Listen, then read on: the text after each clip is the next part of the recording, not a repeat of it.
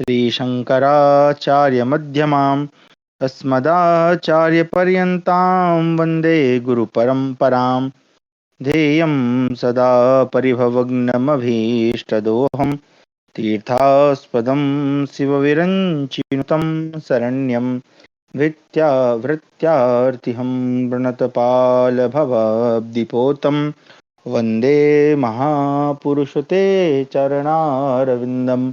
सच्चिदानन्दरूपाय विश्वोत्पत्त्यादिहेतवे तापत्रयविनाशाय श्रीकृष्णाय वयं नुमः। आप सभी का स्वागत है आज की हमारी शास्त्र अध्ययन की कक्षा में, जहां हम अध्ययन कर रहे हैं महाभारत। इसकी पूर्वी कक्षा में हमने अध्ययन किया कि अभिमन्यु का वध हो चुका है और उसके वध का प्रतिकार या प्रतिशोध लेने के लिए अर्जुन जो है एक कठोर प्रतिज्ञा कर लेते हैं कि वो अगले दिन के युद्ध में सूर्यास्त होने से पूर्व जयद्रथ जिसने कि पांडवों को चक्रव्यूह के द्वार में जाने से रोका था उसका वध करेंगे, अन्यथा स्वयं को चिता में जलाकर नष्ट कर देंगे।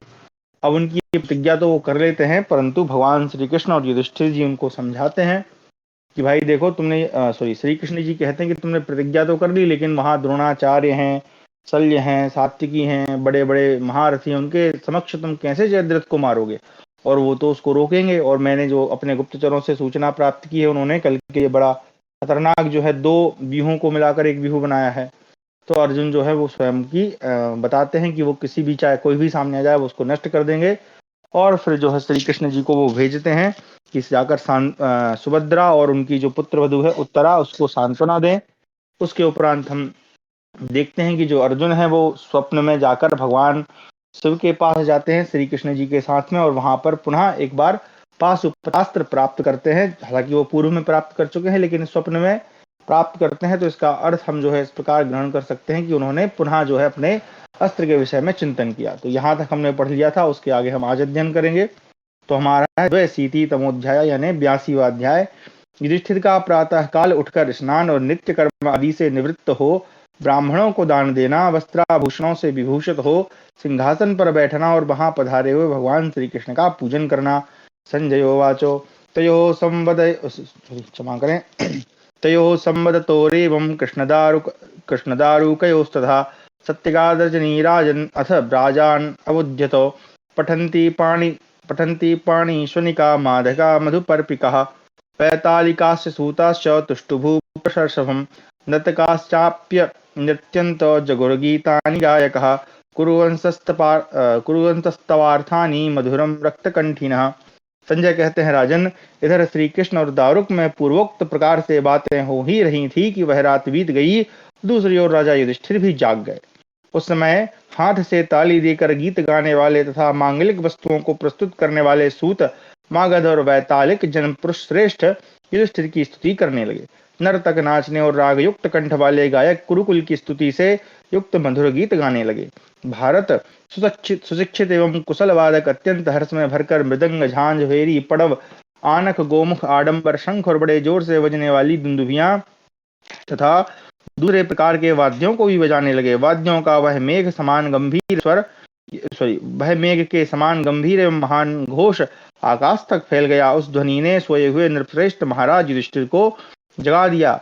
बहुमूल्य एवं उत्तम सैया पर सुखपूर्वक सोकर उठे हुए राजा युधिष्ठिर वहां से उठकर आवश्यक कार्य के लिए स्नान करने गए। वहां स्नान करके श्वेत वस्त्र धारण किए हुए 108 युवक सोने के घड़ों में जल भरकर उन्हें नहलाने के लिए उपस्थित हुए। उस समय एक हल्का वस्त्र पहनकर राजा युधिष्ठिर भद्रासन यानी चौकी पर बैठ गए और चंदन युक्त मंत्रपूत जल से स्नान करने लगे। सबसे पहले बलवान तथा सुशिक्षित पुरुषों ने सर्वौषधि आदि द्वारा तैयार किए हुए ऊटन से उनके शरीर को अच्छी तरह मला। फिर उन्होंने अधिवासित एवं सुगंधित जल से स्नान किया। तत्पश्चात राजहंस के समान सफेद ढीली ढाली पगड़ी लेकर माथे का जल सुखाने के लिए उन्हें मस्तक पर लपेट लिया। फिर वे महाबाहु युधिष्ठिर अपने सारे अंगों में हरिचंदन का अनुलेपन करके नूतन वस्त्र और पुष्पमाला धारण किए हाथ जोड़े पूर्वाभिमुख होकर बैठ गए। सत्पुरुषों के मार्ग पर चलने वाले कुंती कुमार युधिष्ठिर ने जपने योग्य गायत्री मंत्र का जप किया और प्रज्वलित अग्नि से प्रकाशित अग्निशाला में विनीत भाव से प्रवेश किया। वहां पवित्री यानी कुश के 2 पत्तों, या आप कह सकते हैं कि कुश की एक प्रकार से जो अंगूठी बनाई जाती है, वो सहित समिधाओं तथा मंत्रपूत आहूतियों से अग्निदेव की पूजा करके वे अग्निहोत्र गृह से बाहर निकले। फिर शिविर की दूसरी ड्योढ़ी पार करके पुरुषसिंह राजा युधिष्ठिर ने वेद वेत्ता वृद्ध ब्राह्मण श्रोमणियों को देखा। वे सबके सब जितेंद्रिय वेदाध्ययन के व्रत में निष्णात, यज्ञांत स्नान से पवित्र तथा सूर्यदेव के उपासक थे। वे संख्या में 1008 थे और उनके साथ 1 सहस्त्र अनुचर थे। तब महाबाहु पांडुपुत्र युधिष्ठिर ने अक्षत फूल देकर उन ब्राह्मणों से स्वस्ति वाचन कराया। उनमें से प्रत्येक ब्राह्मण को मधु, घी एवं श्रेष्ठ मांगलिक फलों के साथ साथ एक एक स्वर्ण मुद्रा प्रदान की। इसके सिवा उन पांडुनंदन ने ब्राह्मणों को सजे सजाए 100 घोड़े, उत्तम वस्त्र, इच्छानुसार दक्षिणा और बछड़ों सहित दूध देने वाली बहुत सी कपिला गौएं दी। उन गायों के सींगों में सोने और खुरों में चांदी मड़े हुए थे।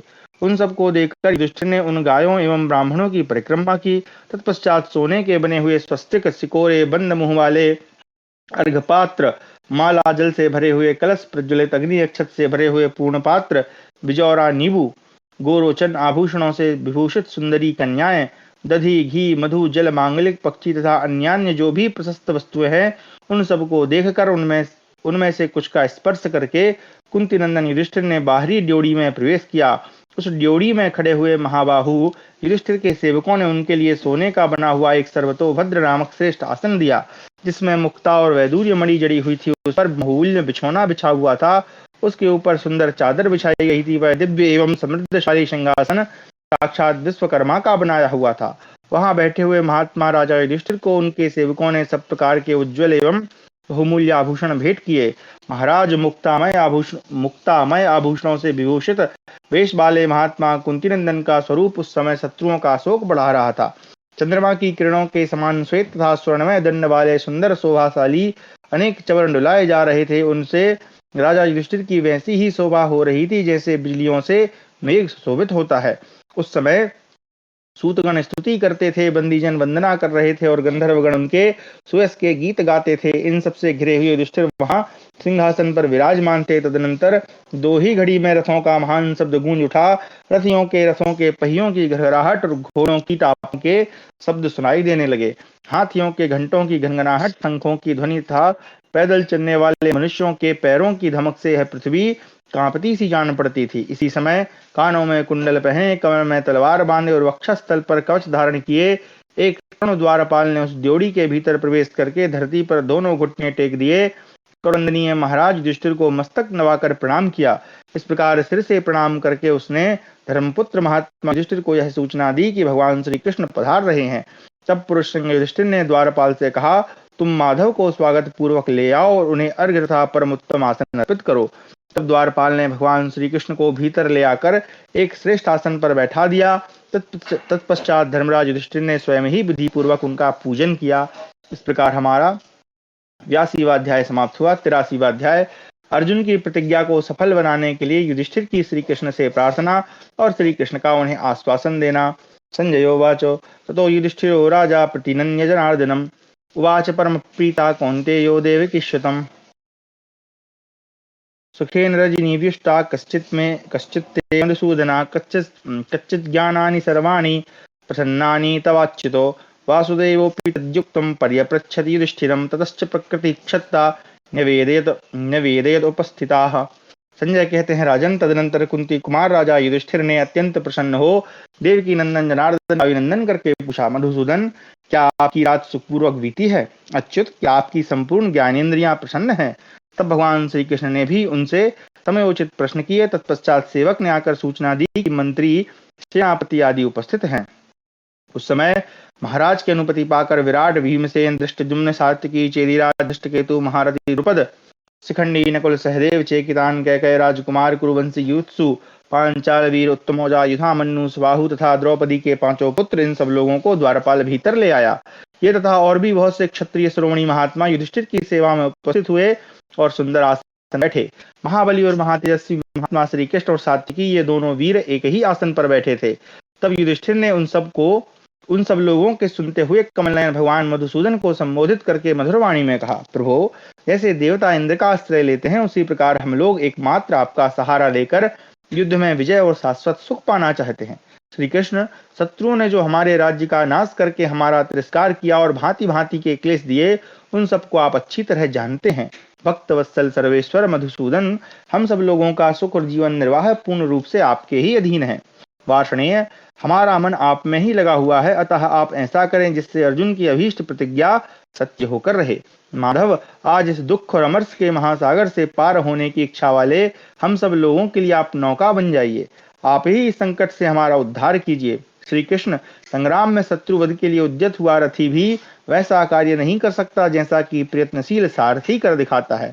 महाबाहु जनार्दन, जैसे आप विष्णुवंशियों को संपूर्ण आपत्तियों से बचाते हैं, उसी प्रकार हमारी भी इस संकट से रक्षा कीजिए। शंख चक्र गदा धारण करने वाले परमेश्वर, नौका सहित अगाध कौरव सागर में निमग्न पांडवों का आप स्वयं ही नौका बनकर उद्धार कीजिए। शत्रुनाशक सनातन देव देवेश्वर विष्णु जिष्णु हरे कृष्ण वैकुंठ पुरुषोत्तम, आपको नमस्कार है। माधव, देवर्षि नारद ने बताया है कि आप सारंग धनुष धारण करने वाले सर्वोत्तम वरदायक पुरातन ऋषि श्रेष्ठ नारायण हैं। उनकी वह बात सत्य कर दिखाइए। उस राजसभा में धर्मराज युधिष्ठिर के ऐसा कहने पर उत्तम वक्ता कमल नयन भगवान श्री कृष्ण ने सजल मेघ के समान गंभीर वाणी में उन्हें इस प्रकार उत्तर दिया। श्री कृष्ण बोले, राजन, देवताओं सहित संपूर्ण लोकों में कोई भी वैसा धनुर्धर नहीं है जैसे आपके भाई कुंती कुमार धनंजय हैं। वे शक्तिशाली अस्त्र ज्ञान संपन्न पराक्रमी महाबली युद्ध कुशल सदा अमर्षशील और मनुष्यों में परम तेजस्वी हैं। अर्जुन के कंधे वृषभ के समान सुपुष्ट हैं, भुजाएं बड़ी बड़ी हैं, उनकी चाल भी श्रेष्ठ सिंह के सदृश है। वे महान बलवान युवक और श्री संपन्न हैं, अतः आपके शत्रुओं को अवश्य मार डालेंगे। मैं भी वही करूंगा जिससे कुंती पुत्र अर्जुन दुर्योधन की सारी सेनाओं को उसी प्रकार जला डालेंगे जैसे आग ईंधन को जलाती है। आज सुभद्रा कुमार अभिमन्यु की हत्या करने वाले उस नीच पापी जयद्रथ को अर्जुन अपने बाणों द्वारा उस मार्ग पर डाल देंगे जहां जाने पर उसका जीवन पुनः इस लोक में दर्शन नहीं होता। क्षमा करें, जहां जाने पर जीव का पुनः इस लोक में दर्शन नहीं होता। आज गीध बाज क्रोध में भरे हुए गीधड़ तथा अन्य नरभक्षी जीव जंतु जयद्रथ का मांस खाएंगे। यदि इंद्र सहित संपूर्ण देवता भी उसकी रक्षा के लिए आ जाएं, तथापि वह आज संग्राम में मारा जाकर यमराज की राजधानी में अवश्य जा पहुंचेगा। राजन, आज विजयशील अर्जुन जयद्रथ को मारकर ही आपके पास आएंगे। आप ऐश्वर्य से संपन्न रहकर शोक और चिंता को त्याग दीजिए। इस प्रकार हमारा 83वां अध्याय समाप्त हुआ। 84वां अध्याय, युधिष्ठिर का अर्जुन को आशीर्वाद। अर्जुन का स्वप्न सुनकर समस्त सुहृदों की प्रसन्नता। सात्विकी और श्री कृष्ण के रथ पर बैठकर अर्जुन की रणयात्रा और अर्जुन के कहने से सात्विकी का युधिष्ठिर की रक्षा के लिए जाना। संजयोवाचो तथा तु वदतां तेषां प्रादुरासीत् धनञ्जयः दिदृक्षु भरतश्रेष्ठं राजानं ससुहृद्गणं तं निविष्टं स्वां कक्षाम् अभिवन्द्याग्रतः जितं तमुत्थायार्जुनं प्रेम्णा सस्वजे पाण्डवर्षभा मूर्धनि चैनमुपाघ्राय परिस्वज्य च बाहुना आशीषः परमः प्रोच्य स्ममानोऽभ्यभाषत। संजय कहते हैं, राजन, इस प्रकार उन लोगों में बातचीत हो ही रही थी कि सुहृदों सहित भरतश्रेष्ठ राजा युधिष्ठिर का दर्शन करने की इच्छा से अर्जुन वहां आ गए। उस सुंदर द्योड़ी में प्रवेश करके राजा को प्रणाम करने के पश्चात उनके सामने खड़े हुए अर्जुन को पांडव श्रेष्ठ युधिष्ठिर ने उठकर प्रेम पूर्वक हृदय से लगा लिया। उनका मस्तक सूंघकर और एक बाह से उनका आलिंगन करके उन्हें उत्तम आशीर्वाद देते हुए राजा ने मुस्कुराकर कहा, अर्जुन, आज संग्राम में तुम्हें निश्चय ही महान विजय प्राप्त होगी। यह बात स्पष्ट रूप से दृष्टिगोचर हो रही है, क्योंकि इसी के अनुरूप तुम्हारे मुख की कांति है और भगवान श्री कृष्ण भी प्रसन्न है। तब विजयशील अर्जुन ने उनसे कहा, राजन, आपका कल्याण हो। आज मैंने बहुत उत्तम और आश्चर्यजनक स्वप्न देखा है। भगवान श्री कृष्ण की कृपा से वैसा ही स्वप्न प्रकट हुआ था। यूं कहकर अर्जुन अपने सुहृदों के आश्वासन के लिए जिस प्रकार भगवान शंकर से मिलन का स्वप्न देखा था वह सब कह सुनाया। यह स्वप्न सुनकर वहां आए हुए सब लोग आश्चर्यचकित हो उठे और सबने धरती पर मस्तक टेककर भगवान शंकर को प्रणाम करके कहा, यह तो बहुत अच्छा हुआ, बहुत अच्छा हुआ। तदनंतर धर्मपुत्र युधिष्ठिर की आज्ञा लेकर कवच धारण किए हुए समस्त सुहृद हर्ष में भरकर शीघ्रता पूर्वक वहां से युद्ध के लिए निकले। तत्पश्चात राजा युधिष्ठिर को प्रणाम करके सात्विकी, श्री कृष्ण और अर्जुन बड़े हर्ष के साथ उनके शिविर से बाहर निकले। दुर्धर्ष वीर सात्विकी और श्री कृष्ण एक रथ पर आरूढ़ हो एक साथ अर्जुन के शिविर में गए। वहां पहुंचकर भगवान श्री कृष्ण ने एक सारथी के समान रथियों में श्रेष्ठ अर्जुन के वानर श्रेष्ठ हनुमान के चिन्ह से युक्त ध्वजा वाले रथ को युद्ध के लिए सुसज्जित किया। मेघ के समान गंभीर घोष करने वाला और तपाए हुए स्वर्ण के समान प्रभा से उद्भासित होने वाला वह सजाया हुआ श्रेष्ठ रथ प्रातः काल के सूर्य की भांति प्रकाशित हो रहा था। तदनंतर युद्ध के लिए सुसज्जित पुरुषों में सर्वश्रेष्ठ पुरुष सिंह श्री कृष्ण ने नित्य कर्म संपन्न करके बैठे हुए अर्जुन को यह सूचित किया कि रथ तैयार है। तब पुरुषों में श्रेष्ठ लोक प्रवर अर्जुन ने सोने के कवच और किरीट धारण करके धनुष बाण लेकर उस रथ की परिक्रमा की। उस समय तपस्या विद्या तथा अवस्था में बड़े बूढ़े क्रियाशील जितेंद्रिय ब्राह्मण उन्हें विजय सूचक आशीर्वाद देते हुए उनकी स्तुति प्रशंसा कर रहे थे। उनकी की हुई वह स्तुति सुनते हुए अर्जुन उस विशाल रथ पर आरूढ़ हुए। उस उत्तम रथ को पहले से ही विजय साधक युद्ध संबंधी मंत्रों द्वारा अभिमंत्रित किया गया था। उस पर आरूढ़ हुए तेजस्वी अर्जुन उदयाचल पर चढ़े हुए सूर्य के समान जान पड़ते थे। स्वर्णमय कवच से आवृत्त हो स्वर्णमय रथ पर आरूढ़ हुए रथियों में श्रेष्ठ उज्ज्वल कांतिधारी तेजस्वी अर्जुन मेरु पर्वत पर प्रकाशित होने वाले सूर्य के समान शोभा पा रहे थे। अर्जुन के बैठने के बाद सात्विकी और श्री कृष्ण भी उस रथ पर आरूढ़ हो गए, मानो राजा सरियाती के यज्ञ में आए हुए देव इंद्रदेव के साथ दोनों अश्विनी कुमार आ रहे हों। उन घोड़ों की रास पकड़ने की कला में सर्वश्रेष्ठ भगवान गोविंद ने रथ की बाग अपने हाथ में ले ली। ठीक उसी प्रकार जैसे वृत्रासुर का वध करने के लिए जाने वाले इंद्र के रथ की बागडोर मातली ने पकड़ी थी। सात्विकी और श्री कृष्ण दोनों उस रथ पर बैठे हुए थे। अर्जुन बुध और शुक्र के साथ स्थित हुए अंधकार नाशक चंद्रमा के समान जान पड़ते थे। शत्रु समूह का नाश करने वाले अर्जुन जब सात्विकी और श्री कृष्ण के साथ सिंधुराज जयद्रथ का वध करने की इच्छा से प्रस्तुत हुए, उस समय वरुण और मित्र के साथ तारकामय संग्राम में जाने वाले इंद्र के समान शोभित हुए। तदनंतर रणवाद्यों के घोष तथा शुभ एवं मांगलिक स्तुतियों के साथ यात्रा करते हुए वीर अर्जुन की मागर्जन स्तुति करने लगे। विजय सूचक आशीर्वाद तथा पुण्याह वाचन के साथ सूद मागध एवं बंदी जनों का शब्द रणवाद्यों की ध्वनि से मिलकर उन सब की प्रसन्नता को बढ़ा रहा था। अर्जुन के प्रस्थान करने पर पीछे से मंगलमय मंत्र एवं सुगंधयुक्त वायु बहने लगी, जो अर्जुन का हर्ष बढ़ाती हुई उनके शत्रुओं का शोषण कर रही थी। माननीय महाराज, उस समय बहुत से ऐसे शुभ शकुन प्रकट हुए जो पांडवों की विजय और आपके सैनिकों की पराजय की सूचना दे रहे थे। अर्जुन ने अपने दाहिने प्रकट होने वाले उन विजय सूचक शुभ लक्षणों को देखकर महाधनुर्धर सात्विकी से इस प्रकार कहा। स्नी प्रवर युधान, इनका नाम युधान भी था। आप आज जैसे ये शुभ लक्षण दिखाई देते हैं, उनसे युद्ध में मेरी निश्चित विजय दृष्टिगोचर हो रही है। आज मैं वहीं जाऊंगा जहां सिंधुराज जयद्रथ यमलोक में जाने की इच्छा से मेरे पराक्रम की प्रतीक्षा कर रहा है। मेरे लिए सिंधुराज जयद्रथ का वध जैसे अत्यंत महान कार्य है, उसी प्रकार धर्मराज की रक्षा भी परम महत्वपूर्ण कर्तव्य है। महाबाहो, आज तुम ही राजा युधिष्ठिर की सब ओर से रक्षा करो। जिस प्रकार वे मेरे द्वारा सुरक्षित होते हैं, उसी प्रकार तुम्हारे द्वारा भी उनकी सुरक्षा हो सकती है। मैं संसार में ऐसे किसी वीर को नहीं देखता जो युद्ध में तुम्हें पराजित कर सके।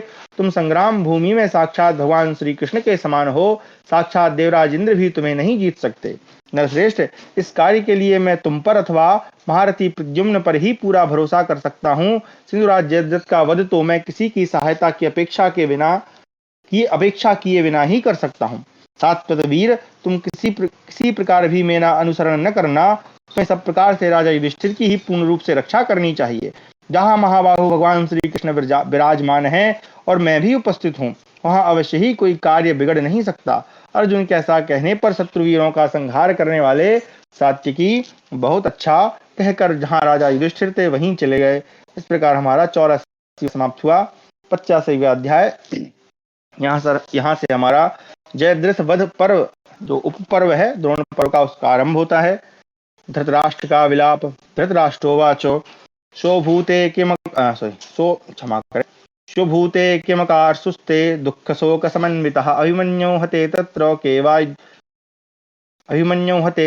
केवा युध्यन्त मामकः जानन्तस्तस्य कर्माणि कुर्वः सव्यसाचिनः कथं तत्किल विषं कृत्वा निर्भया ब्रूहि मामकः पुत्रशोकाभिसन्तप्तं क्रुद्धं मृत्युं विवान्तकम् आयान्तं पुरुषव्याघ्रं कथं दुदृशुराहवे। धृतराष्ट्र ने कहा, संजय, अभिमन्यु के मारे जाने पर दुख और शोक में डूबे हुए पांडवों ने सवेरा होने पर क्या किया तथा मेरे पक्ष वाले योद्धाओं में से किन लोगों ने युद्ध किया। सव्यसाची अर्जुन के पराक्रम को जानते हुए भी मेरे पक्ष वाले कौरव योद्धा उनका अपराध करके कैसे निर्भय रह सके, यह बताओ। पुत्र शोक से संतप्त हो क्रोध में भरे हुए प्राणांतकारी मृत्यु के समान आते पुरुषंग अर्जुन की ओर मेरे पुत्र युद्ध में कैसे देख सके। जिनकी ध्वजा में कपिराज हनुमान विराजमान है, उन पुत्र वियोग से व्यथित हुए अर्जुन को युद्धस्थल में अपने विशाल धनुष की टंकार करते देख मेरे पुत्रों ने क्या किया। संजय, संग्राम भूमि में दुर्योधन पर क्या बीता है। इन दोनों मैंने महान विलाप की ध्वनि सुनी है, आमोद प्रमोद के शब्द मेरे कानों में नहीं पड़े हैं। पहले सिंधुराज के शिविर में जो मन को प्रिय लगने वाले और कानों को सुख देने वाले शब्द होते थे, वे अब सुनाई नहीं पड़ते हैं। मेरे पुत्रों के शिविर में अब स्तुति करने वाले सूतों, मागधों तथा नर्तकों के शब्द सर्वथा नहीं सुनाई पड़ते हैं। जहां मेरे कान निरंतर स्वजनों के आनंद कोलाहल से गूंजते थे, वहीं आज मैं अपने दीन दुखी पुत्रों के द्वारा उच्चारित व हर्ष सूचक शब्द नहीं सुन रहा हूँ। तात संजय, पहले मैं यथार्थ धैर्यशाली सोमदत्त के भवन में बैठा हुआ उत्तम शब्द सुना करता था, परंतु आज पुण्यहीन मैं अपने पुत्रों के घर के क्षमा करें, परंतु आज पुण्यहीन मैं अपने पुत्रों के घर को उत्साह शून्य एवं आर्तनाद से गूंजता हुआ देख रहा हूँ। विविंसति, दुर्मुख, चेन, विकर्ण तथा मेरे अन्य पुत्रों के घरों में अब पूर्ववत आनंदित ध्वनि नहीं सुनी जाती हैं। सूत संजय, मेरे पुत्रों के परम आश्रय जिस महाधनुर्धर द्रोण पुत्र अश्वत्थामा की ब्राह्मण, क्षत्रिय और वैश्य सभी जातियों के शिष्य उपासना निकट रहकर सेवा करते थे या करते रहे हैं, जो वितंडावाद, भाषण, पारस्परिक बातचीत, द्रुत स्वर में बजाए हुए वाद्यों के शब्दों तथा भांति भांति के अभीष्ट गीतों से दिन रात मन बहलाया करता था, जिसके पास बहुत से कौरव, पांडव और सात्वतवंशी वीर बैठा करते थे, उस अश्वत्थामा के घर में आज पहले के समान हर्ष सूचक शब्द नहीं हो रहा है। महाधनुर्धर द्रोणपुत्र की सेवा में जो गायक और नर्तक अधिक उपस्थित होते थे, उनकी ध्वनि अब सुनाई नहीं देती है। विंद और अनुविंद के शिविर में संध्या के समय जो महान शब्द सुनाई पड़ता था, वह अब सुनने में नहीं आता है। तात सदा आनंदित रहने वाले कैकयों के भवनों में झुंड के झुंड नर्तकों का ताल स्वर के साथ गीत का जो महान शब्द सुनाई पड़ता था, वह अब नहीं सुना जाता है। वेद विद्या के भंडार जिस सोमदत्त पुत्र भूरिश्रवा के यहाँ सातों यज्ञों का अनुष्ठान करने वाले याजक सदा रहा करते थे, अब वहां उन ब्राह्मणों की आवाज सुनाई नहीं देती है। द्रोणाचार्य के घर में निरंतर धनुष की प्रत्यंचा का घोष, वेद मंत्रों के उच्चारण की ध्वनि तथा तोमर, तलवार एवं रथ के शब्द गूंजते रहते थे, परंतु मैं वहां वह शब्द नहीं सुन रहा हूँ। नाना प्रदेशों से आए हुए लोगों के गाए हुए गीतों और बजाए हुए बाजों का भी जो महान शब्द श्रवण गोचर होता था, वह सुनाई नहीं देता है। संजय, जब अपनी महिमा से कभी च्युत न होने वाले भगवान जनार्दन समस्त प्राणियों पर कृपा करने के लिए शांति स्थापित करने की इच्छा लेकर उपप्लव्य से हस्तिनापुर में पधारे थे, उस समय मैंने अपने मूर्ख पुत्र दुर्योधन से इस प्रकार कहा था, बेटा, भगवान श्री कृष्ण को साधन बनाकर पांडवों के साथ संधि कर लो। मैं इसी को समयोचित कर्तव्य मानता हूँ। दुर्योधन, तुम इसे टालो मत। भगवान श्री कृष्ण तुम्हारे हित की ही बात कहते हैं और संधि के लिए याचना कर रहे हैं। ऐसी दशा में यदि तुम इनकी बात नहीं मानोगे तो युद्ध में तुम्हारी विजय नहीं होगी। परंतु उसने संपूर्ण धनुर्धरों में श्रेष्ठ भगवान श्री कृष्ण की बात मानने से मना कर दिया। यद्यपि वे अनुनय पूर्ण वचन बोलते थे, तथापि दुर्योधन ने अन्यायवश उन्हें नहीं माना। कर्ण, दुशासन और खोटी बुद्धि वाले शकुनी के मत में आकर मेरे कुल का नाश करने वाले दुर्योधन ने महाबाहु श्री कृष्ण का तिरस्कार कर दिया। फिर तो काल से आकृष्ट हुए बुद्धि दुर्योधन ने मुझे छोड़कर दुशासन और कर्ण इन्हीं दोनों के मंत्रण किया। मैं जुआ खेलना नहीं चाहता था। विदुर भी उसकी प्रशंसा नहीं करते थे। सिंधुराज जयद्रथ भी जुआ नहीं चाहते थे और भीष्म जी भी द्यूत की अभिलाषा नहीं रखते थे। संजय, शल्य, भूरिश्रवा, पुरुमित्र, जय, अश्वत्थामा, कृपाचार्य और द्रोणाचार्य भी जुआ होने नहीं देना चाहते थे। यदि बेटा दुर्योधन इन सब की राय लेकर चलता तो भाई बंधु, मित्र, सुहृदों सहित दीर्घ काल तक निरोग रहकर एवं स्वस्थ रहकर जीवन धारण करता। पांडव सरल, मधुरभाषी, भाई बंधुओं के प्रति प्रिय वचन बोलने वाले, कुलीन, सम्मानित और विद्वान हैं, अतः उन्हें सुख की प्राप्ति होगी। धर्म की अपेक्षा रखने वाला मनुष्य सदा सर्वत्र सुख का भागी होता है। मृत्यु के पश्चात भी उसे कल्याण एवं प्रसन्नता प्राप्त होती है। पांडव पृथ्वी का राज्य भोगने में और उसे प्राप्त करने में भी समर्थ है। यह समुद्र पर्यंत पृथ्वी उनके बाप दादों की भी है। तात, पांडवों को यदि आदेश दिया जाए तो वे उसे मानकर सदा धर्म मार्ग पर ही स्थिर रहेंगे। मेरे अनेक ऐसे भाई बंधु हैं जिनकी बात पांडव सुनेंगे। वत्स, शल्य, सोमदत्त, महात्मा, भीष्म, द्रोणाचार्य, विकर्ण, वाल्मीकि, कृपाचार्य तथा अन्य जो बड़े बूढ़े महामना भरतवंशी हैं, वे यदि तुम्हारे लिए उनसे कुछ कहेंगे तो पांडव उनकी बात अवश्य मानेंगे। बेटा दुर्योधन, तुम उपर्युक्त व्यक्तियों में से किसको ऐसा मानते हो जो पांडवों के विषय में इसके विपरीत कह सके। श्री कृष्ण कभी धर्म का परित्याग नहीं कर सकते और समस्त पांडव उन्हीं के मार्ग का अनुसरण करने वाले हैं। मेरे कहने पर भी वे तुम्हारे मेरे कहने पर भी वे मेरे धर्मयुक्त वचन की अवहेलना नहीं करेंगे, क्योंकि वीर पांडव धर्मात्मा है। सूत इस प्रकार विलाप करते हुए, मैंने अपने पुत्र दुर्योधन से बहुत कुछ कहा, परंतु उस मूर्ख ने मेरी एक नहीं सुनी। अतः मैं समझता हूँ कि काल चक्र ने पलटा खाया है।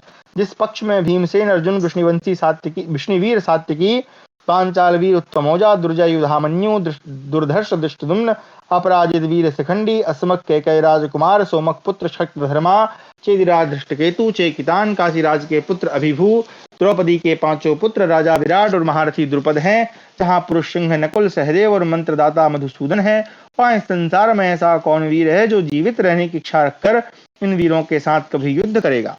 अथवा दुर्योधन, कर्ण, सुबल पुत्र शकुनी तथा चौथे दुशासन के सिवा मैं पांचवें किसी ऐसे वीर को नहीं देखता जो दिव्यास्त्र प्रकट करने वाले मेरे इन शत्रुओं का वेग सह सके। रथ पर बैठे हुए भगवान श्री कृष्ण हाथों में बागडोर लेकर जितना सारथ्य करते हैं तथा जिनकी ओर से कवचधारी अर्जुन युद्ध करने वाले हैं, उनकी कभी पराजय नहीं हो सकती। संजय, यह दुर्योधन मेरे उन विलापों को कभी याद नहीं करेगा। तुम कहते हो कि पुरुष सिंह, भीष्म और द्रोणाचार्य मारे गए। विदुर ने भविष्य में होने वाली दूर तक की घटनाओं को ध्यान में रखकर जो बातें कही थी, उन्हीं के अनुसार इस समय हमें फल मिल रहा है। इसे देखकर मैं यह समझता हूँ कि मेरे पुत्र सात्विकी और अर्जुन के द्वारा अपनी सेना का संहार देखते हुए शोक कर रहे होंगे। बहुत से रथों की बैठकों को रथियों से शून्य देखकर मेरे पुत्र शोक में डूब गए होंगे, ऐसा मेरा विश्वास है। जैसे ग्रीष्म ऋतु में वायु का सहारा पाकर बड़ी हुई अग्नि सूखे घास को जला डालती है,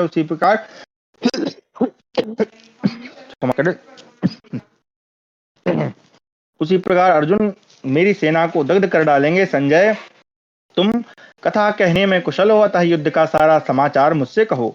तात, जब तुम लोग अभिमन्यु के मारे जाने पर अर्जुन का महान अपराध करके सायंकाल में शिविर को लौटे, उस समय तुम्हारे मन की क्या अवस्था थी? तात, गांडीवधारी अर्जुन का महान अपकार करके मेरे पुत्र युद्ध में उनके पराक्रम को कभी सह नहीं सकेंगे। उस समय उनकी ऐसी अवस्था होने पर भी दुर्योधन ने कौन सा कर्तव्य निश्चित किया? कर्ण, दुशासन तथा शकुनी ने क्या करने की सलाह दी? तात, संजय युद्ध में मेरे मूर्ख पुत्र दुर्योधन के अत्यंत अन्याय से एकत्र हुए मेरे अन्य सभी पुत्रों पर जो कुछ बीता था, तथा लोभ का अनुसरण करने वाले, क्रोध से विकृत चित्त वाले, राग से दूषित हृदय वाले, राज्यकामी, मूढ़ और दुर्बुद्धि दुर्योधन ने जो न्याय तथा अन्याय किया हो, वह सब मुझसे कहो। इस प्रकार हमारा 85वां अध्याय समाप्त हुआ। अच्छा, मुझे लगता है कि ये जो धृतराष्ट्र है, इसको वो एक होता है ना मल्टीपल पर्सनालिटी डिसऑर्डर, वही टाइप का है। कभी जब खुद जीतता है तो बड़ा खुश हो जाता है और हारता है तो रोने लगता है। फिर चलिए एक कथा में दीजिए। संजय का धृतराष्ट्र को उपालंभ यानी व्यंग कसना, ताना मारना। संजय उवाच हन्तते संप्रवक्ष्यामि सर्वं प्रत्यक्षान् शुश्रूषवस्तरो भूत्वा तव ह्यपनयो महान् गतोदके सेतुबन्धे यादृक्तादृगं तव विलापो निष्फलो राजन्माश्चो भरतर्षभः अनतिक्रमणीयोऽयं कृतान्तस्याद्भुतोभिधि माश्चो भरतश्रेष्ठादिष्टमेतत्पुरातनम्। संजय कहते हैं, महाराज, मैंने सब कुछ प्रत्यक्ष देखा है, वह सब आपको अभी बताऊंगा। स्थिर होकर सुनने की इच्छा कीजिए। इस परिस्थिति में आपका महान अन्याय ही कारण है। भरतश्रेष्ठ राजन, जैसे पानी निकल जाने पर वहां पुल बांधना व्यर्थ है, उसी प्रकार इस समय आपका यह विलाप भी निष्फल है। आप शोक न कीजिए। काल के सद्भुत विधान का उल्लंघन करना असंभव है। भरतभूषण, शोक त्याग दीजिए। यह सब पुरातन प्रारब्ध का फल है। यदि आप कुंतीनंदन युधिष्ठिर तथा अपने पुत्रों को पहले से ही जुएं से रोक देते तो आप पर यह संकट नहीं आता। फिर जब युद्ध का अवसर आया, उसी समय यदि आपने क्रोध में भरे हुए अपने पुत्रों को बलपूर्वक रोक दिया होता तो आप पर यह संकट नहीं आ सकता था। यदि आप पहले ही कौरवों को यह आज्ञा दे देते कि इस दुर्विनीत दुर्योधन को कैद कर लो, तो आप पर यह संकट नहीं आता। आपकी बुद्धि के वैपरीत्य का फल पांडव, पांचाल तथा समस्त विष्णुवंशी तथा अन्य जो सब नरेश हैं, वे सभी भोगेंगे। यदि आपने अपने पुत्र को सन्मार्ग में स्थापित करके पिता के कर्तव्य का पालन करते हुए धर्म के अनुसार बर्ताव किया होता तो आप पर यह संकट नहीं आता। आप संसार में बड़े बुद्धिमान समझे जाते हैं, तो भी आपने सनातन धर्म का परित्याग करके दुर्योधन, कर्ण और शकुनी के मत का अनुसरण किया है। राजन, आप स्वार्थ में सने हुए हैं। आपका यह सारा विलाप कलाप मैंने सुन लिया है। यह विष मिश्रित मधु के समान ऊपर से ही मीठा है, अर्थात इसके भीतर घातक कटुता भरी हुई है। अपनी महिमा से च्युत न होने वाले भगवान श्री कृष्ण पहले आपका जैसा सम्मान करते थे, वैसा उन्होंने पांडुपुत्र राजा युधिष्ठिर, भीष्म तथा द्रोणाचार्य का भी समादर नहीं किया है। परंतु जब से श्री कृष्ण ने यह जान लिया कि आप राजोचित धर्म से नीचे गिर गए हैं, तब से वे आपका उस तरह से अधिक आदर नहीं करते हैं। पुत्रों को राज्य दिलाने का अभिलाषा रखने वाले महाराज कुंती के पुत्रों को कठोर बातें सुनाई जाती हैं और आप उनकी अपेक्षा करते थे। आज उसी अन्याय का फल आपको प्राप्त हुआ है। निष्पाप नरेश, आपने उन दिनों बाप दादों के राज्य को तो अपने अधिकार में कर ही लिया था, पर कुंती के पुत्रों द्वारा जीती हुई संपूर्ण पृथ्वी का विशाल साम्राज्य भी हड़प लिया। पांडु ने भूमंडल का राज्य जीता और कौरवों के यश का विस्तार किया था।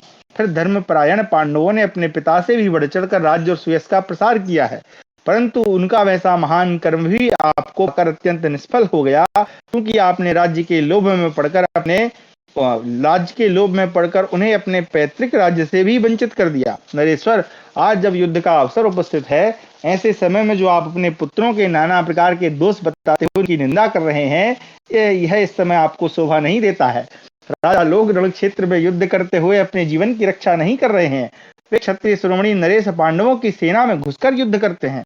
श्री कृष्ण, अर्जुन, सात्विकी तथा भीमसेन जिस सेना की रक्षा करते हो, उसके साथ कौरवों के सिवा दूसरा कौन युद्ध कर सकता है?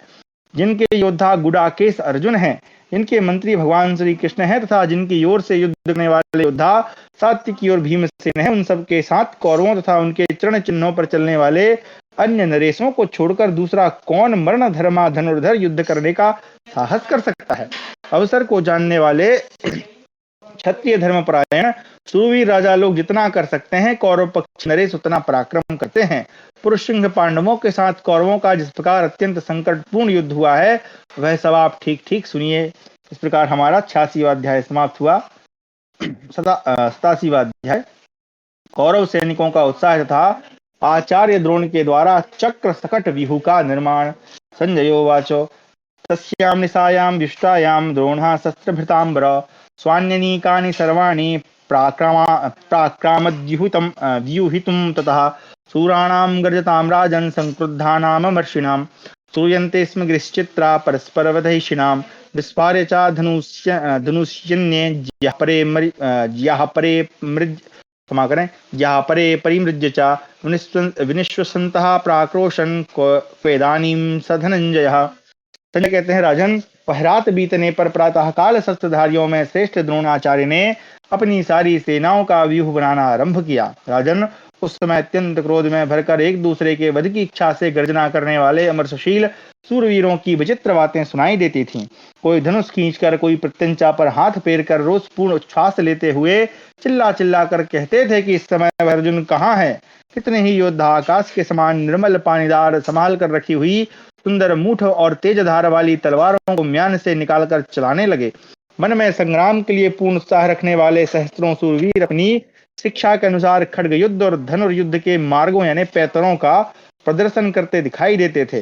दूसरे बहुत से योद्धा घंटा नाद से युक्त चंदन चर्चित तथा स्वर्ण एवं हीरों से विभूषित गदाएं ऊपर उठाकर पूछते थे कि पांडुपुत्र अर्जुन कहाँ है?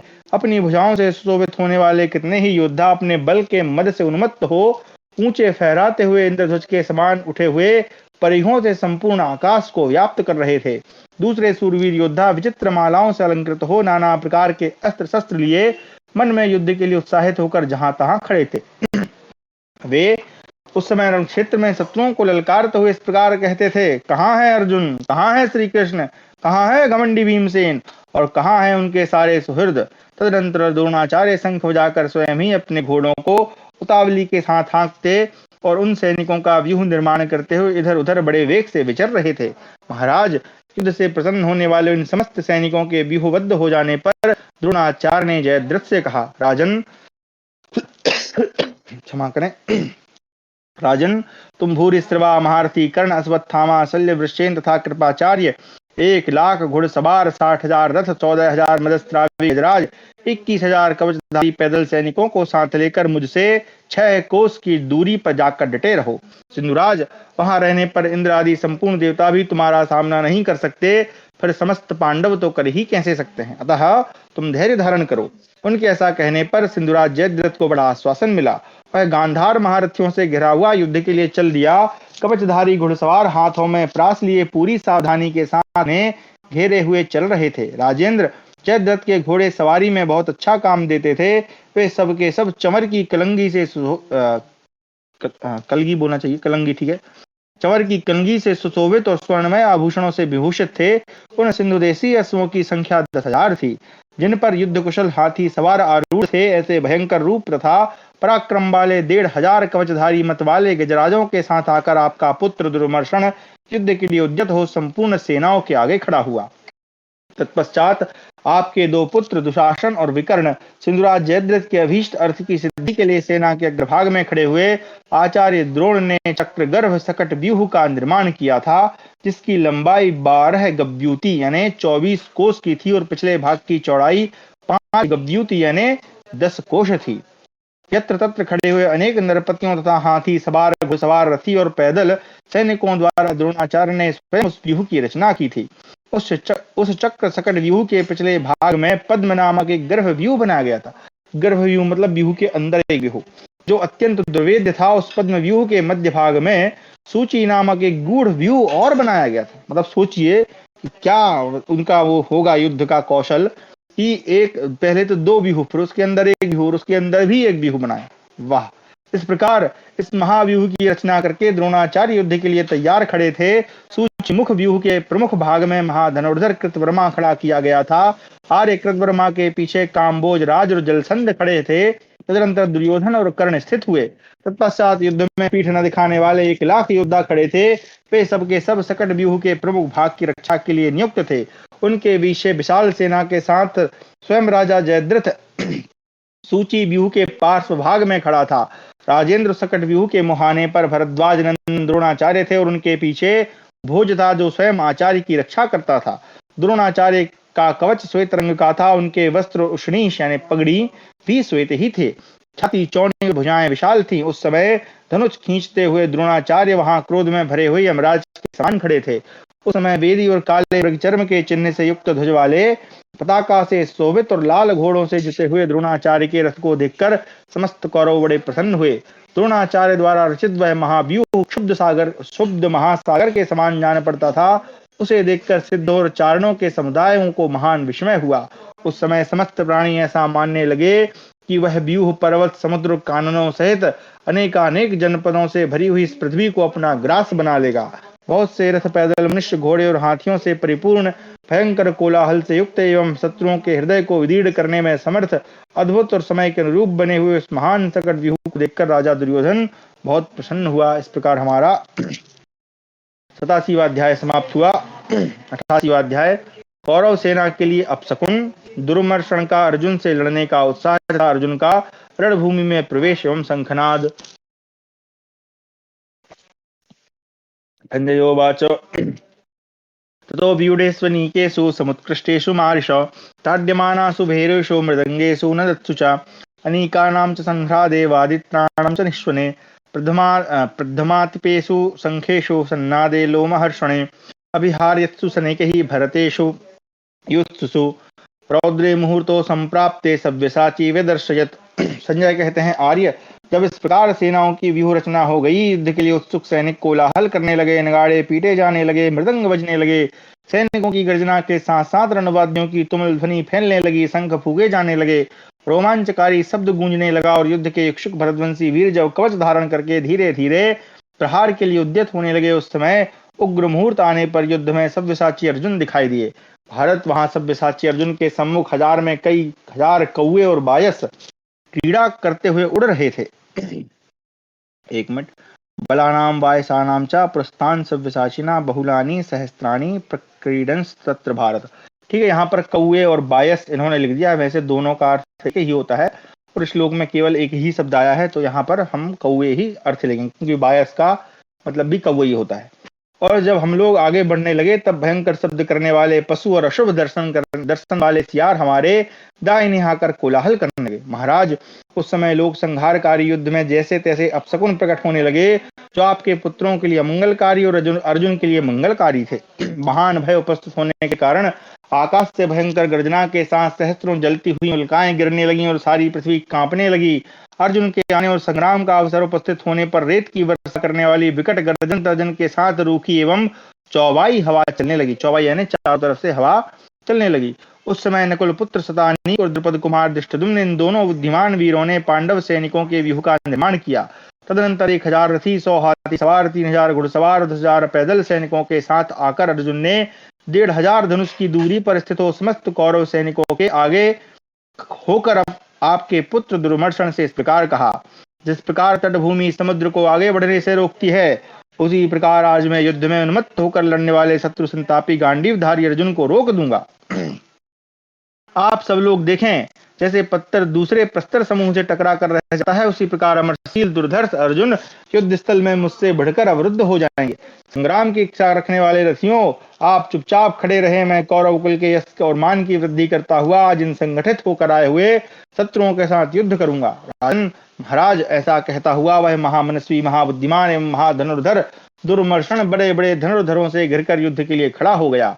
तत्पश्चात क्रोध में भरे हुए यमराज, वज्रधारी इंद्र, दंडधारी असह्य अंतक, काल प्रेरक मृत्यु, किसी से क्षुब्ध न होने वाले त्रिशूलधारी रुद्र, पाशधारी वरुण तथा पुनः समस्त प्रजा को दग्ध करने के लिए उठे हुए ज्वालाओं से युक्त प्रलयकाली अग्निदेव के समान दुर्धर्ष वीर अर्जुन युद्ध स्थल में अपने श्रेष्ठ रथ पर आरूढ़ हो गांडीव धनुष की टंकार करते हुए नवोदित सूर्य के समान प्रकाशित होने लगे। वे क्रोध, अमरस और बल से प्रेरित होकर आगे बढ़ रहे थे। उन्होंने ही पूर्व काल में निवात कवच नामक दानवों का संहार किया था। वे जय नाम के अनुसार ही विजयी होते थे। सत्य में स्थित होकर अपने महान व्रत को पूर्ण करने के लिए उद्यत थे। उन्होंने कवच मान रखा था, मस्तक पर जाम्बुनद स्वर्ण का बना हुआ किरीट धारण किया था, उनके कमर में तलवार लटक रही थी। वे नर स्वरूप अर्जुन नारायण स्वरूप भगवान श्री कृष्ण का अनुसरण करते हुए सुंदर अंगदों यानी बाजूबंद और मनोहर कुंडलों से शोभित हो रहे थे। उन्होंने श्वेत माला और श्वेत वस्त्र पहन रखे थे। राजन प्रतापी अर्जुन ने आप अपने सामने खड़ी हुई विशाल शत्रु सेना के सम्मुख जितनी दूर से बाण मारा जा सके उतनी ही दूरी पर अपने रथ को खड़ा करके शंख बजाया। आर्य, तब श्री कृष्ण ने भी अर्जुन के साथ बिना किसी घबराहट के अपने श्रेष्ठ शंख पांचजन्य को बलपूर्वक बजाया। प्रजानाथ, उन दोनों के शंखनाद से आपकी सेना के समस्त योद्धाओं के रोंगटे खड़े हो गए। सब लोग कांपते हुए अचेत से हो गए। जैसे वज्र की गड़गड़ाहट से सारे प्राणी ठर्रा उठते हैं, उसी प्रकार दोनों वीरों की शंख ध्वनि से आपके समस्त सैनिक संतृप्त हो उठे। सेना के सभी वाहन भय के मारे मलमूत्र करने लगे। इस प्रकार सवारियों सहित सारी सेना उद्विग्न हो गई। आदरणीय महाराज, अपनी सेना के सब मनुष्य वह शंखनाद सुनकर शिथिल हो गए। नरेश्वर कितने ही तो मूर्छित हो गए और कितने ही भय से थर्रा उठे। तत्पश्चात अर्जुन की ध्वजा में निवास करने वाले भूतगणों के साथ वहां बैठे हुए हनुमान जी ने मुंह बांधकर आपके सैनिकों को भयभीत करते हुए बड़े जोर से गर्जना की। तब आपकी सेना में भी पुनः मृदंग और ढोलक के साथ शंख तथा नगाड़े बज उठे, जो आपके सैनिकों के हर्ष और उत्साह को बढ़ाने वाले थे। नाना प्रकार के रणवाद्यों की ध्वनि से, गर्जन तर्जन करने से, ताल ठोकने से, संघनाद और महारथियों के ललकारने से जो शब्द होते थे, वे सब मिलकर भयंकर हो उठे और भीरू पुरुषों के हृदय में भय उत्पन्न करने लगे। उस समय अत्यंत हर्ष में भरे हुए इंद्रपुत्र अर्जुन ने भगवान श्री कृष्ण से कहा। इस प्रकार हमारा 88वां अध्याय समाप्त हुआ।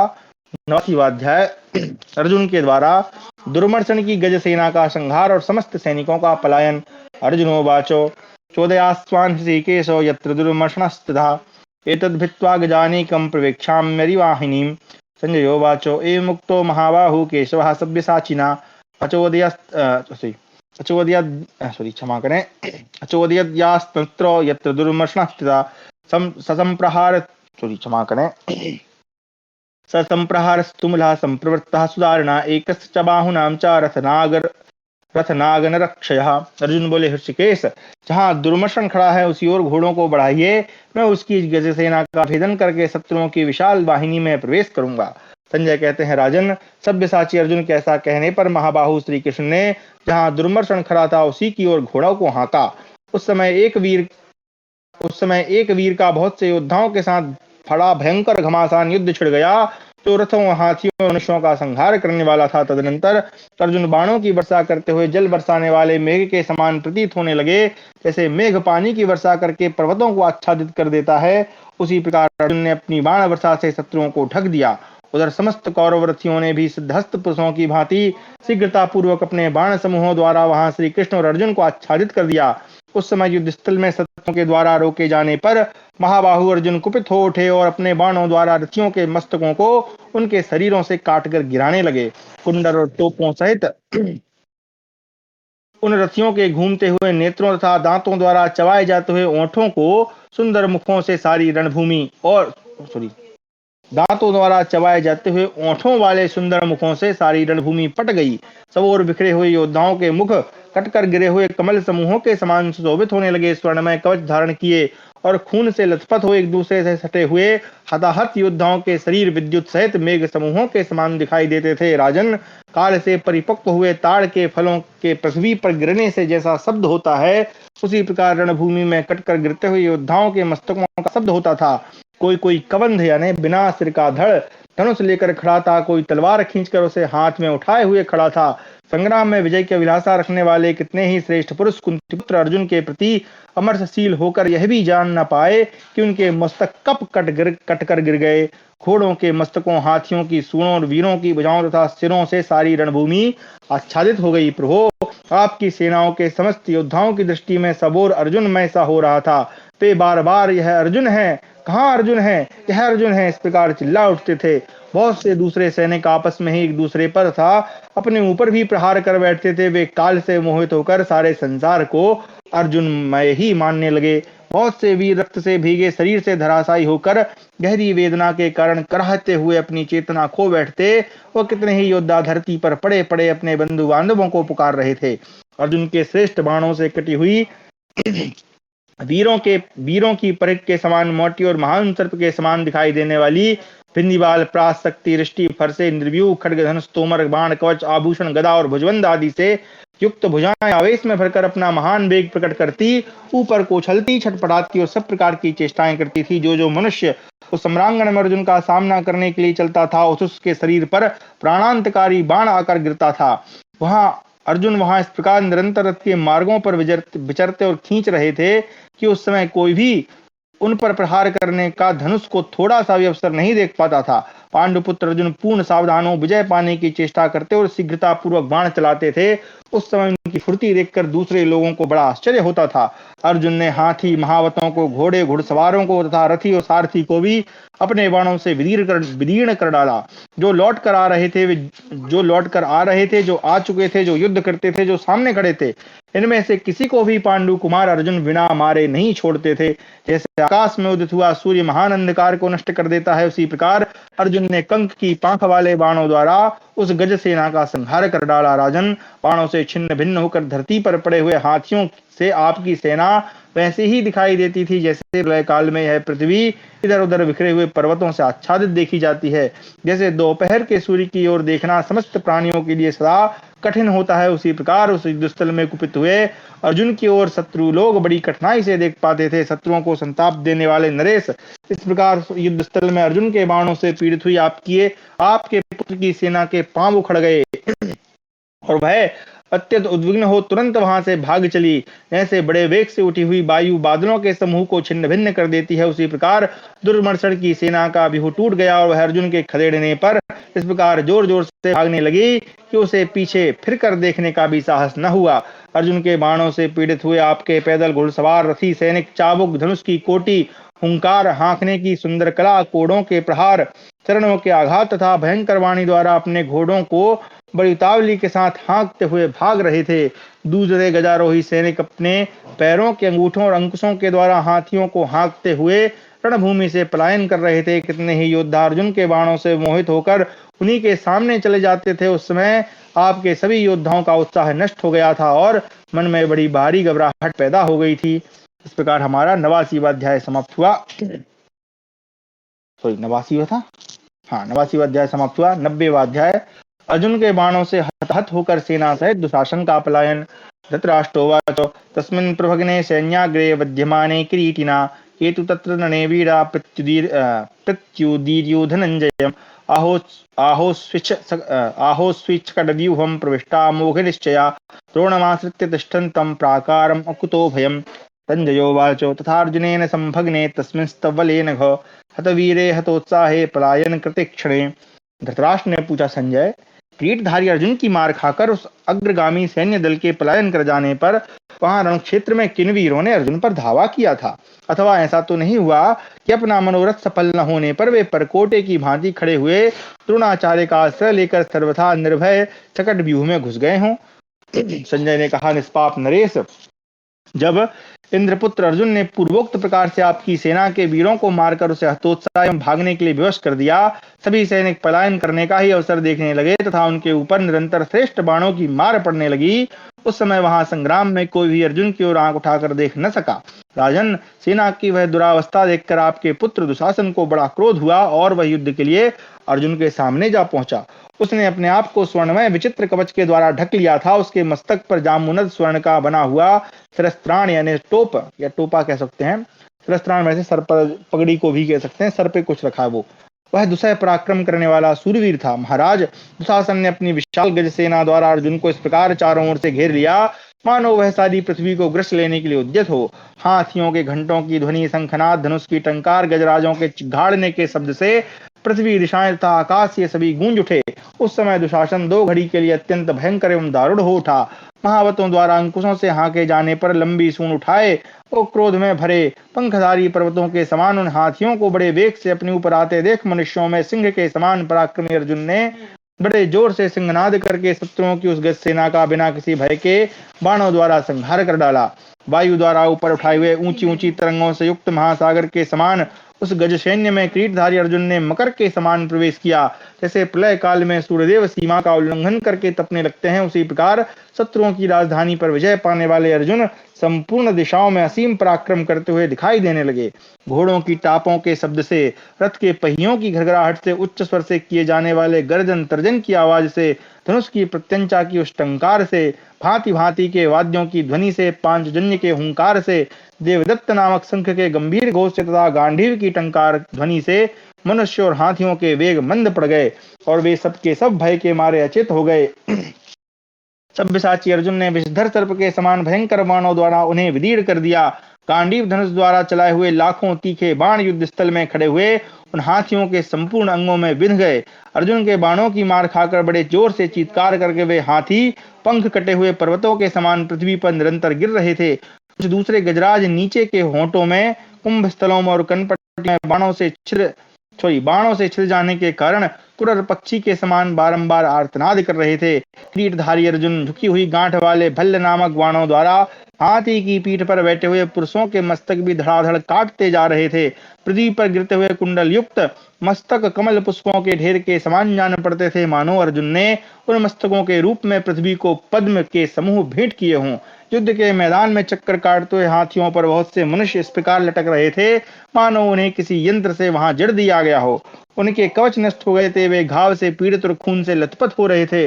कुछ हाथी तो अच्छी तरह से चलाए हुए सुंदर पंख युक्त एक ही बाण द्वारा 2-2, 3-3 की संख्या में एक साथ विदीर्ण होकर पृथ्वी पर गिर पड़े थे।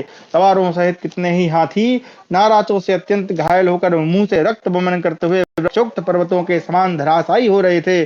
तदनंतर अर्जुन ने झुकी हुई गांठ वाले भल्लों द्वारा रथियों की प्रत्यंचा, ध्वजा, धनुष, जुआ तथा ईसा दंड के टुकड़े टुकड़े कर डाले। उस समय अर्जुन मंडलाकार धनुष के साथ सबोर नृत्य करते हुए से दृष्टिगोचर हो रहे थे।